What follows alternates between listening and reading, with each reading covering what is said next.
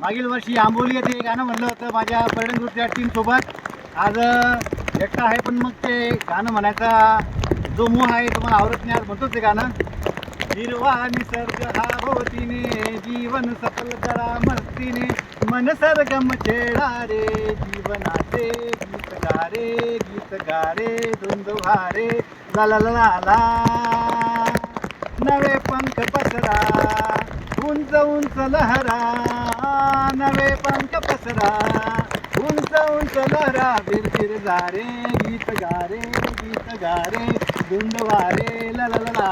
लहान हवा वाटतंय उडावंसं वाटतंय उड्या मारावं वाटतंय फुल पकडू वाटतंय असं आयुष्य जगून घ्यावं वाटतंय.